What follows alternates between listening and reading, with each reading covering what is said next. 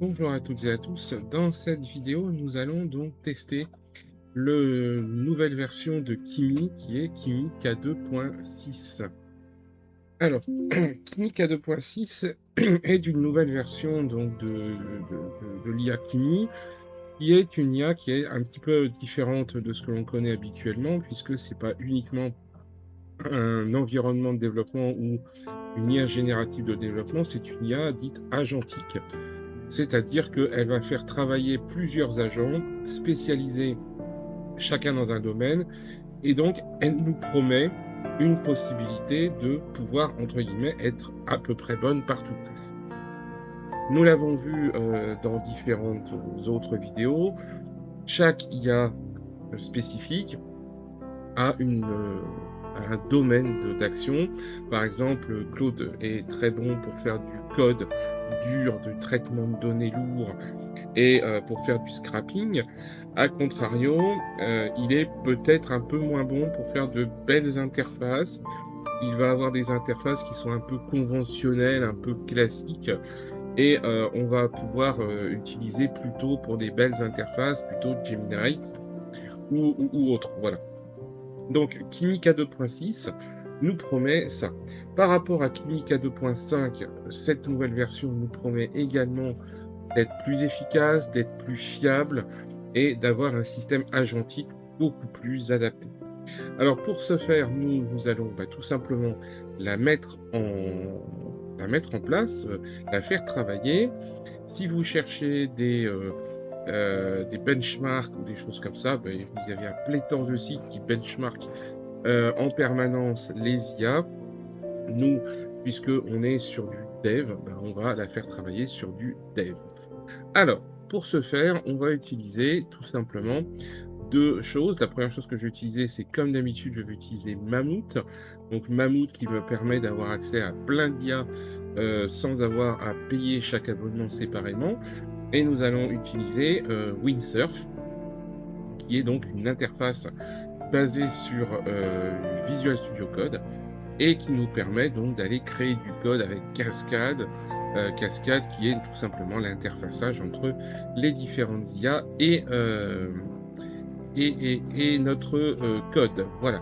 Donc, tout simplement, je vais lui faire une petite proposition.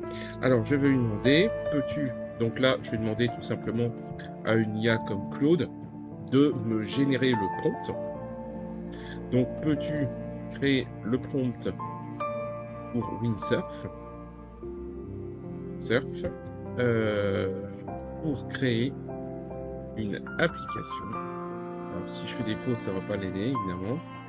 Une application euh, Power Web App, ce qui me permettra de pouvoir éventuellement l'encapsuler après pour la faire tourner sur Android ou iOS, pour créer une application PWA euh, ayant pour but de d'avoir un agenda exhaustif des événements qui ont lieu à La Rochelle et ses environs. Euh, L'application doit, doit avoir un back-end en Python, un front de ton choix, le tout, euh, le tout étant compatible pour être hébergé sur O2 Switch. Très important d'indiquer l'hébergeur, puisqu'en fait, si on ne lui indique rien, l'IA va utiliser des bibliothèques qui sont parfois pas validées sur les hébergeurs. Alors, par exemple, on est sur O2 Switch, et O2 Switch est un hébergeur qui est très pratique parce que espace disque illimité, bande passante illimitée, etc. Mais par contre, en effet, on n'a pas accès à tout, et entre autres, on n'a pas accès à la compilation C, ce qui fait que certaines bibliothèques pipe, enfin certaines bibliothèques sont accessibles par pipe mais ne se compileront pas. Donc, il y a un backend en Python, un front de ton choix, le tout étant compatible pour être hébergé sur O2 Switch. L'application doit, grâce à un cron. Le cron, c'est tout simplement le système de tâches planifiées, ce que les vieux utilisateurs de Windows connaissaient, hein, avec par exemple, le défragmenteur de disque qui s'allumait la nuit à 2 heures du matin quand tout le monde fait dodo. Voilà, l'application, le cron, c'est ça, hein, c'est dès que vous avez une application qui se met à jour toute seule, qui va chercher de l'info toute seule, etc., et ben évidemment, ça utilise le cron, puisque une appli web hébergée, tant qu'il y a personne dessus, eh bien, en fait, elle ne fait pas ces opérations. Pareil, si vous avez un WordPress, le WordPress, tant qu'il y a personne qui va sur le site, le WordPress, par exemple, ne fait pas ses mises à jour. Le code n'est activé qu'à partir du moment où il y a quelqu'un dessus. Et donc, si on veut que quelque chose ait lieu à une heure précise, eh bien, il faut utiliser donc une tâche cron. Donc, l'application doit, grâce à un cron, aller scraper toutes les informations utiles. Voilà. L'application doit aller scraper dans les... Voilà. OK. Pour chaque événement, je dois avoir le lieu, la position sur une carte, l'accès, le public visé, le tarif, une description, voilà. Et tout ce que tu trouveras utile. On va rajouter ça parce que potentiellement, il y a peut-être des choses que j'ai oubliées. Ensuite, pour ça, c'est pour chaque événement. Dans le backend, dans l'espace admin, je peux ajouter, modifier ou supprimer moi-même des événements. Une fois qu'un événement est passé, il faut qu'il soit supprimé de la base de données. Après, allez, on va dire 15 jours. Voilà. L'ensemble doit être servi par Python. Voilà. N'oublie pas d'ajouter le mode d'emploi installation. Alors, pourquoi ces deux choses-là? Premièrement, je vais lancer la commande. Voilà. Premièrement, parce que lorsqu'on utilise deux services différents, donc un service en Python et un service qui, par exemple, va être en Node.js, ben, en fait, c'est deux serveurs différents, donc ça va être plus laborieux à installer sur deux switch, donc autant que tout soit servi par Python. Deuxièmement, le mode d'emploi d'installation, bah, tout simplement, parfois, certaines IA, alors par exemple, donc Kimi K26, l'IA qui est quand même pas la plus courante qui soit, ont parfois des comportements un peu étonnants au niveau des noms qu'ils utilisent, et au niveau du positionnement du système passenger, donc qui va communiquer avec, qui va être le point d'entrée finalement de l'application pour le serveur, et bien parfois le nom d'application, etc. change, donc on va mettre un mode d'emploi. Donc là, voilà, prompt complet pour Windsurf. Créer une application web complète de type WPWA, donc Progressive Web App, servant d'agenda exhaustif d'événements à la recherche de ses environs. Voici les spécifications techniques. Alors, backend Python, donc Fast API, bah oui, classique. Frontend React plus Vite, classique. Build statique servi par Fast API, parfait. Base de données SQLite, compatible de switch en serveur dédié, si tu veux. Serveur WSGI, donc Unicorn, donc classique aussi. Hébergement style O2 Switch, parfait. Scrapping, il va utiliser Beautiful Soup 4, qui est un classique que vous retrouvez dans les cours de Python. Request, API Shoulder, cron interne, carrément, ça c'est génial. La cartographie avec LiveJet.js qui est très classique. Il nous indique déjà la structure de projet, ce qui va nous permettre, si nous n'avons pas tout dans Kimi, eh bien ça va déjà se gérer. Voilà, les spécifications détaillées, etc., etc. de mon appli. L'application, alors l'app name, app Agenda La Rochelle, mais si tu veux. Voilà. Euh, j'ai trouvé intérêt quand même. Voilà, la database. Voilà, il la met quelque part, agenda La Rochelle.database. Ok, le scrapping toutes les 6 heures. Super. Parfait. Le géocodage. Parfait. Très bien, très bien, très bien. C'est dommage, j'aurais dû penser, hein, si vous le faites de votre côté. Ah, bon, c'est pas grave. Donc là, je vais faire un copier de tout. Par contre, je ne sais pas si ça a copié tout. Ah, c'est bon. Voilà. Ok, il y a tout. Alors, donc tout ça, je l'enlève, bien évidemment. Ça ne sert à rien. J'aurais dû rajouter aussi, d'ailleurs, de rajouter de l'IA. Pourquoi pas, ça aurait été une bonne idée de rajouter de l'IA, c'est-à-dire qu'on a une petite IA. On pourra le faire après si on voit que ça fonctionne bien. Rajouter une petite IA qui va aller tout simplement faire le boulot. C'est-à-dire nous dire, je lui dis par exemple, je suis un homme de 40 ans, etc. Qu'est-ce que tu me proposes? Il va me proposer quelque chose, ça peut être intéressant. Allez, on fait send, on va la laisser travailler. Donc, on va regarder le début, voilà, on voit si la structure fonctionne. Alors normalement, Kimi K25, K25 faisait ça. Kimi K26 devrait faire pareil, c'est-à-dire que de temps en temps, il devrait aller nous poser des questions. Voilà. Pour le to-do, nous demander est-ce que tu veux vraiment ça, est-ce que tu veux vraiment ça. Non, il a mis la to-do list tout seul, donc très bien. Donc là, bon, le dossier est vide, donc il va créer toute la structure de projet. Parfait. Donc là, on va le laisser faire, hein. Ça va prendre environ une petite demi-heure. Donc, ce que je vous propose, c'est que je vais vous reprendre après. Alors, vous remarquez quelque chose d'assez intéressant, c'est que il a été généré, non pas les répertoires, mais il a utilisé une commande pour pouvoir faire la création des répertoires, voilà, directement. Ça, c'est vraiment intéressant, cette façon de travailler. Ok. Bon, ben voilà. Donc, je vous laisse. Voilà, je vais pas laisser le système tourner dans le vide. Voilà, et je vous reprends dès qu'il a terminé de travailler. Voilà, donc il a terminé à peu près environ 1 heure de calcul, mais totalement automatique. Hein, je ne suis pas du tout intervenu. Donc, il a créé 44 fichiers, 4405 lignes positives, une ligne en supprimé. Donc là, on va accepter la totalité. Voilà, comme ça, c'est validé.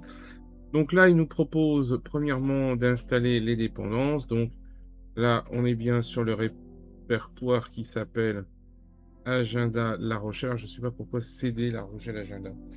Bon, ok, alors on va aller rajouter donc un terminal.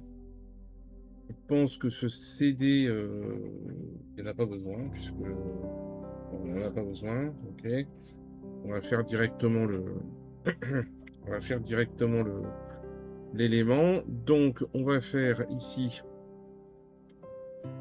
Python -m, donc hop, venv source venv in activate. Alors là, il nous dit que ouais, on n'est pas sous Linux. Exact. On va faire ça. Hop.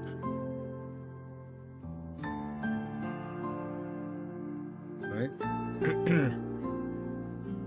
Bon, il n'a pas voulu me le faire. Très bien, c'est pas grave. Ah, mais j'ai oublié un truc. J'ai oublié le nom de l'environnement virtuel. Ok. Et est-ce que peut-être ça a fonctionné? Source VNV in activate. Non, ça évidemment ça ne fonctionne pas. Hop.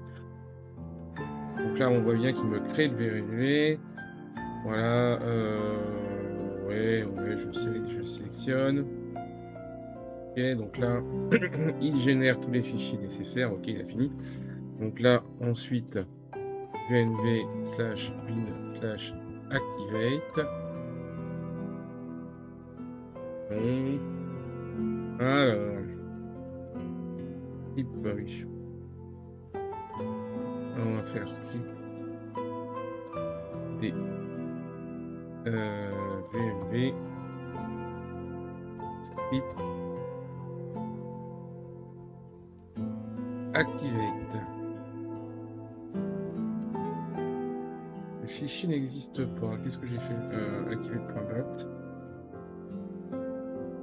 N'existe pas. Bon, alors, CD VLV, CD script, activate.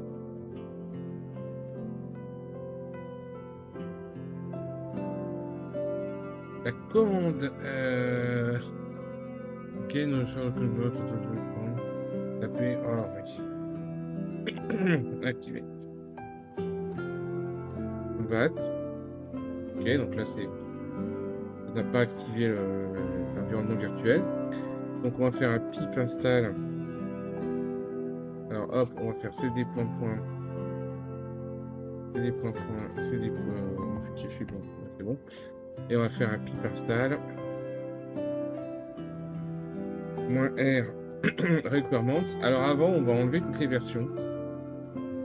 Comme à chaque fois, puisqu'en fait, le problème de toutes ces versions, c'est que les IA ne sont souvent pas à jour, donc nous propose des versions qui sont souvent déjà anciennes et, et sur lesquelles on va déjà avoir des problèmes de compatibilité avec les serveurs si on installe la dernière version de Python. Donc on va essayer d'éviter les bêtises. Voilà. Hop. Et voilà. On va le valider par un CTRL S. Remarquez qu'il m'a fait une icône qui est vide. Ok. C'est requirements.txt. Voilà.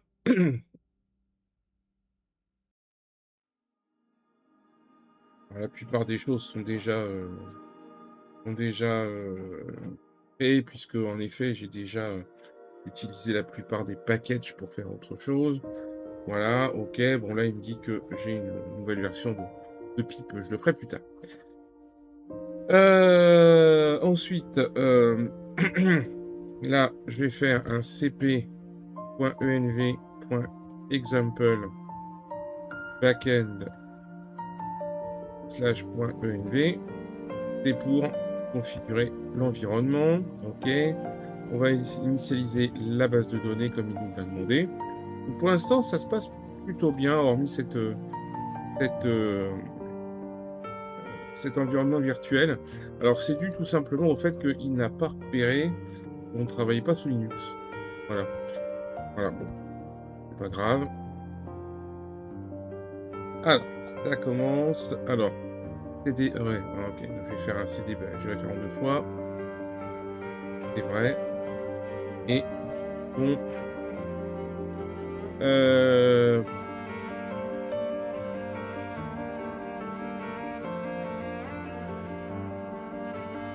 Init admin.py.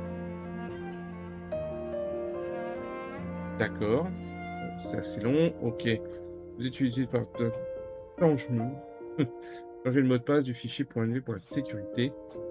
D'accord. Donc l'utilisateur c'est admin et le mot de passe c'est change-me. Ok, pas de problème. Ensuite, une fois qu'il a fait ça, on va builder le front-end normal.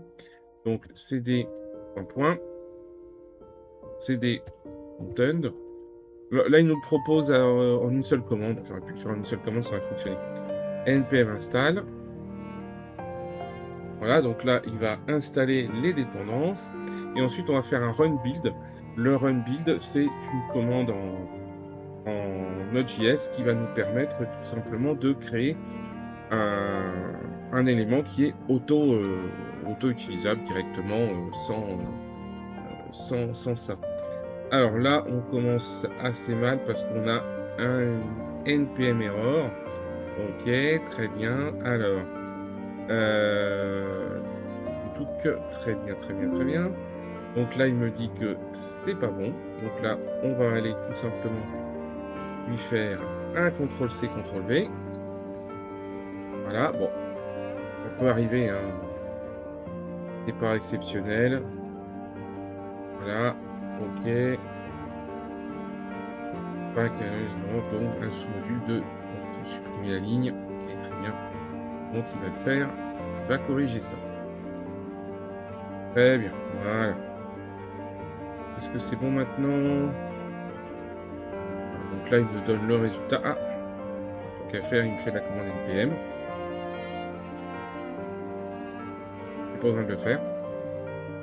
L'avantage, s'il fait le npm install tout seul, c'est qu'il se rendra compte tout seul s'il y a d'autres défauts. Donc il continuera de travailler. Alors ce qui est assez intéressant, vous remarquez ici, donc là il a bien retrouvé encore une erreur, donc il va gérer l'erreur. C'est que ici le ah, prompt cache was expired. OK, très bien. Donc là il me dit que j'aurai un prompt cache. Non, bah j'ai rien du tout. OK. Bon, en dehors de ça, on a l'impression qu'il a ouais voilà, le cache en fait il a pris que 37.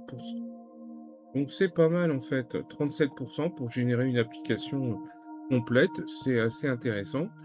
Voilà, bon là, on voit bien qu'il s'en sort pas. Voilà, bon, il s'est planté de répertoire, OK. Continue, j'ai l'impression à se planter de répertoire. Ah non, peut-être pas. Continue à modifier le fichier.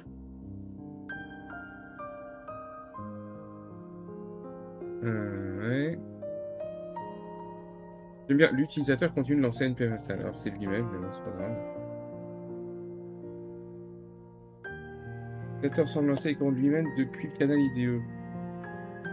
Ouais, OK. Bon, si tu veux, je vais le faire, hein. Et il continue à le passer de mauvais endroit.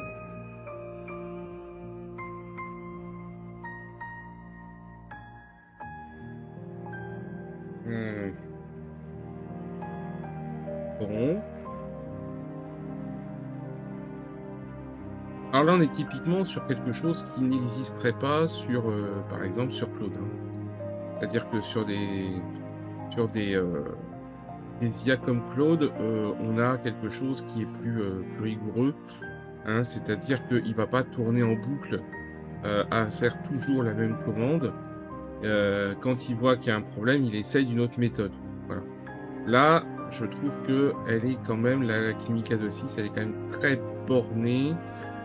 Voilà, pensant que c'est l'utilisateur qui fait une erreur, eh bien, il continue à aller chercher toujours dans le mauvais répertoire. Voilà, et en fait, là, il tourne en boucle, hein. Alors, ce que je vais faire, c'est je vais stopper ça, parce que là, ça sert à rien. Et là, je vais relancer un npm install. On va voir si ça fonctionne. Bon, ça a l'air de fonctionner. Donc, on va, euh, on va le faire nous-mêmes. Là, on a été obligé de reprendre la main, hein, donc ce qui est plutôt pas forcément alors c'est pas très grave, hein, au demeurant, mais ça veut dire qu'il y a encore des petits problèmes. Alors, c'est beaucoup mieux qu'avec Kimi K2.5, mais elle continue à avoir ce défaut, en effet, d'être capable de tourner en boucle.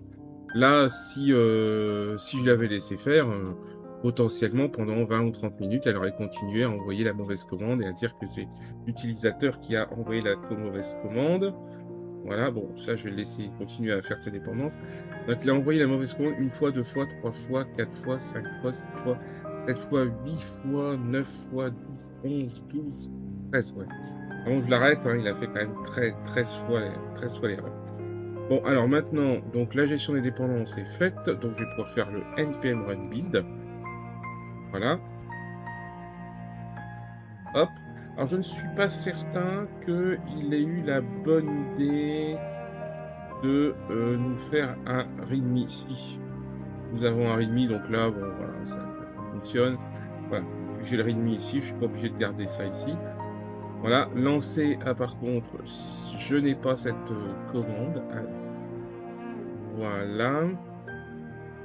En revanche, là, on peut remarquer qu'on a fait un npm run build et qu'il n'a pas été me transférer Ouais, il n'a pas été me transférer les éléments de l'autre côté. Bon, ça c'est bien dommage. Ok, il aurait fallu qu'il aille copier la build dans le bon répertoire, alors à moins que le bon répertoire soit déjà fait. On va voir ça. Ok, donc là, installer, builder le front-end, c'est bon, lancer l'application. Donc là, je fais ce qu'il a demandé, back-end.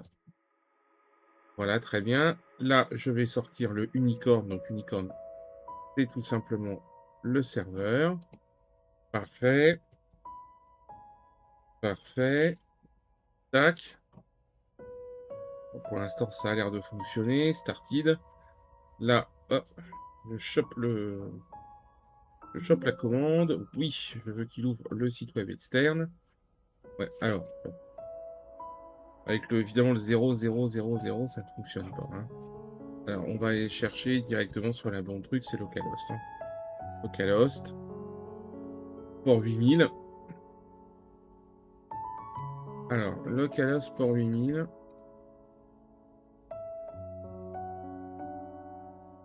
On voit que ça fonctionne. J'ai une petite erreur ici, là, une petite ligne, mais ok, très bien. Bon, là, il a trouvé aucun événement. Alors, là, on a les catégories, toutes les catégories, il n'y a pas d'événement. Très bien, événement, il n'y en a pas. Carte, j'ai bien la carte de La Rochelle, tout va bien. Par contre, il n'y a pas d'événement. Donc là, si je vais dans admin, alors, je vais chercher le login et le mot de passe. Pour rappel, c'est là-dedans. Donc, c'était change.me, mais alors, ça doit être admin, change.me, je pense. Admin et change.me. Ouais, c'est ça. C'est bien admin, change.me. Donc là, j'ai un tableau de bord, ok. Alors, total événement scrappé. Ok, scrappé tous. Oui, il a quand même trouvé des choses, hein, La Rochelle Tourisme, sortir à La Rochelle, la ville de La Rochelle, billet web, Eventbrite, ma ville. Ok, événements, scrapper, donc tous.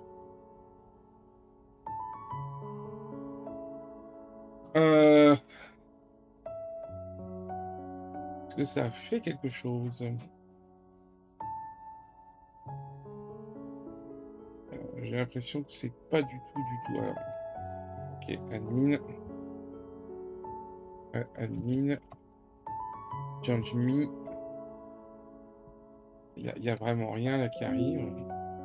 Bon, alors je vais regarder si ajouter, ça a l'air de fonctionner, mais on verra bien. Événement, rappeur. Alors, est-ce que j'ai quelque chose là? Est-ce que j'ai quelque chose? Post API, scrapper, run, source La Rochelle Tourisme, HTTP, un point, ouais. Par contre, il se passe rien, sortir à La Rochelle. J'ai l'impression que le scrapper fait rien en fait, hein. Lancer. On sait aucun log. Très bien. Bon, alors, on va voir quand même. Tous run. Donc ça lance bien quelque chose. Par contre, ça ne fait pas grand-chose. Ok, alors en attendant, je vais tenter de mettre un événement. Donc là, je vais mettre par exemple mon événement de test. Description complète, une description. Catégorie jeunesse, public visé, enfant. Avec un S, c'est mieux. Date de début, donc on va la mettre le 05/05/2026 à 0 heure. Et date de fin, on va mettre le 08/05/2026 à 23 heures. Nom du lieu, on va mettre un lieu, on va mettre allée de l'océan.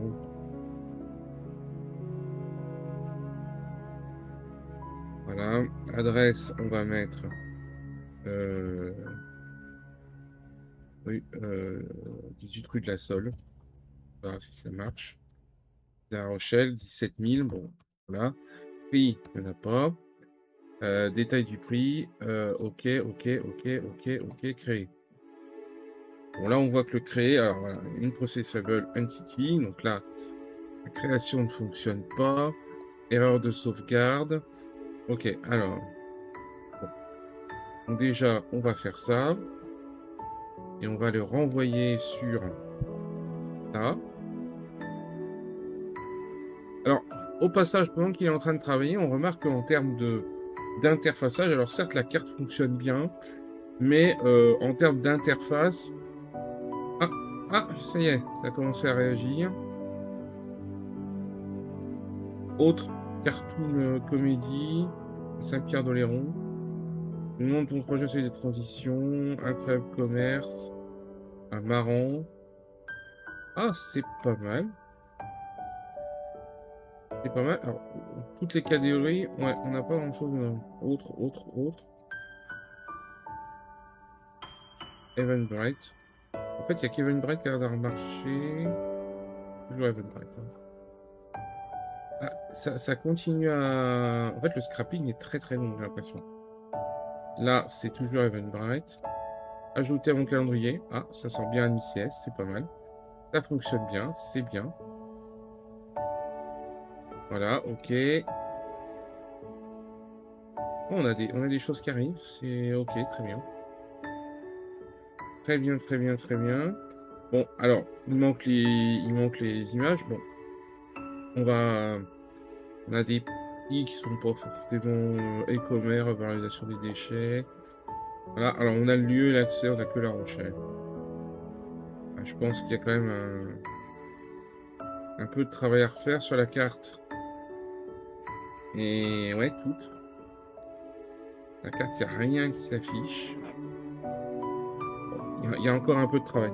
Alors, ce qu'on peut remarquer pendant qu'il est en train de terminer, c'est trois choses. Première chose, on voit qu'en termes de visuel, on peut tenter de dire, ok, on a un peu dégradé, etc. Ça casse quand même pas trois pattes à un canard. L'interface d'administration, elle est belle, mais sans plus. L'agenda, bon, ok, on peut rechercher des choses. On peut rechercher un événement. Alors déjà, le rechercher un événement, il dit deux fois. Ici, toutes les catégories. Bon, là, on remarque qu'on a quand même... Voilà, on retrouve la carte, mais on n'est toujours rien dessus. Il n'arrive pas à remonter les éléments de cartographie. On voit le lieu accès La Rochelle. Après, là, on est toujours sur Eventbrite. Hein. Voilà, j'ai l'impression qu'il n'a pas été récupéré, scrappé autre chose. Bref, en termes de visuel, c'est pas exceptionnel. Voilà. Les événements sont pas exceptionnels. On remarque qu'il fait des choses. Voilà, ça fonctionne globalement. Par rapport à Kimi 2.5, j'ai pas d'erreur. C'est-à-dire que je commence pas par faire du debug assez lourd. Là, il y a un petit peu de debug fonctionnel à faire parce que, en effet, on a des petits problèmes, mais d'une façon globale, la généralité fonctionne. Je suis un peu déçu quand même par l'interface. Je pense que voilà, elle est responsive, hein, pas de problème. Par contre, c'est vrai que j'aurais préféré une interface un peu plus jolie, un peu plus récente, un peu plus moderne. Je pense qu'on aurait pu faire ça. Alors, après, c'est un bon début, c'est une bonne base. L'avantage de Kimi K2.6, c'est que c'est une IA qui coûte très très peu cher. Hein. Là, elle est proposée actuellement gratuitement sur Windsurf, mais dans tous les cas, le token est vraiment pas cher du tout. Ce qui veut dire que vous aurez quand même la possibilité de pouvoir quand même faire des choses avec. Bon, il y a une bonne base, il y a quand même une bonne partie du code qui est faite. Donc, je pense qu'on peut s'en servir comme justement, et puis après, aller refaire une belle interface, par exemple, avec Gemini, ou alors refaire une belle interface un peu moins belle avec Claude. Je pense que ça peut être assez intéressant.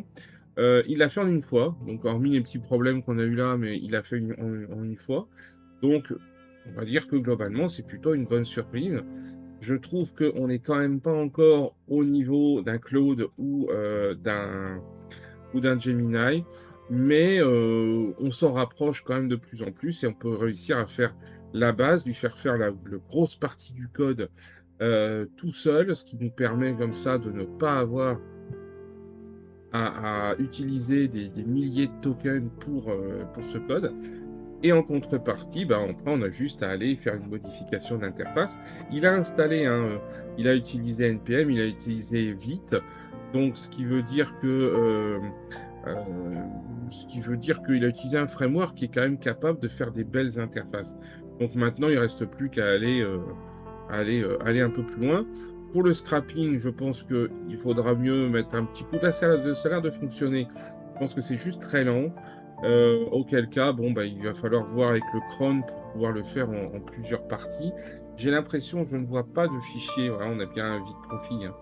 On a bien utilisé vite. Par contre, sur le back-end, j'ai l'impression que nous n'avons pas de tâche cron. Non, il n'a pas fait la tâche cron pour le serveur. Je vais regarder dépendance Python, initialiser la base de données, installer, lancer l'appli, déploiement sur Odo Switch, donc connexion. Création de l'environnement virtuel, oui, ça c'est pas grave. Ok, là c'est bien, il pense à faire le moins upgrade de Pip. Il a compris que Pip était jamais à jour sur les serveurs Odo Switch. Configuration de l'ENV, remplissez les valeurs, ça c'est bon. Voilà, username, admin, password, ok. NPM, connectez-vous à ces panels. Donc là, on a bien le setup app. À cron jobs, ici, on a un cron job. Tac, tac, tac. CD, votre login, nanana, backend. Virtual ENV. Oui, bon, ça c'est pour le Python. Mais, d'accord. Donc, il suffit d'aller chercher. Pas de fichier. Pas de fichier. Normalement, il faut aller chercher un fichier. Normalement, il faut aller chercher un fichier. Très bien. Bon, logiquement, il faut aller chercher un fichier. API chez Shoulder, vous pouvez configurer un cron qui n'a pas une commande de scrapping personnalisée. Je pense que ça sera préférable parce que là, allez, quoique, à point chez Douleur, non, je pense on peut le faire directement. Et lui, il le fait régulièrement, hein, toutes les 6 heures. Ce qui semble être pas mal du tout. Non, bah donc voilà, on n'aura pas de problème. Alors, je vais juste. Là, il nous dit que le modèle provider n'est pas. Il n'a pas réussi à s'en sortir. Bon, on va aller l'aider un petit peu. Alors, on va en profiter. On va en profiter. Donc là, hop, Seymour. Gemini 2.5 Pro qui est sorti. Et sinon, on a Gemini 3.1 Pro qui peut nous aider aussi, mais bon, il est un peu plus ancien. O3, alors, on va hésiter quand même, hein. Aller sur des modèles qui sont très anciens. Je pensais à WE, Fast, ou sinon Minimax. Non, ça va pas nous aider. Ça va pas nous aider. Je pense qu'un petit DeepSeek V4. Allez, ça se tente, puisqu'on est actuellement sur les trucs un peu. Voilà, on va tenter le DeepSeek V4. Allez, on va l'envoyer à DeepSeek V4. DeepSeek V4 présente l'avantage d'être relativement rapide. Bon, bref. Voilà, donc là, globalement, hormis les petites modifications, l'application est quand même globalement, on va dire, à 80% fonctionnelle, ce qui est un bon usage pour Kimika 2.6. Donc, ça veut dire que c'est un élément qu'on peut maintenant prendre en compte lors de notre choix de modèle. Voilà, cette vidéo est maintenant terminée. Je vous souhaite une bonne journée et à très bientôt. N'oubliez pas que vous pouvez retrouver la totalité de nos vidéos sur Python, sur le développement en Python et sur l'IA avec des vrais cours, hein, pas uniquement de la présentation, sur Sylvain Formation, voilà, puisque nous développons des formations en Python depuis maintenant une dizaine d'années, qui sont éligibles à peu près tous les financements qui existent. Donc n'hésitez pas à nous contacter sur le site www.sylvan-formation au pluriel.com si vous souhaitez vous-même apprendre à développer entièrement, assisté ou pas par de l'IA, hein, d'ailleurs, puisque on fait également des formations en Python pur. Voilà, je vous souhaite une bonne journée, à très bientôt, au revoir.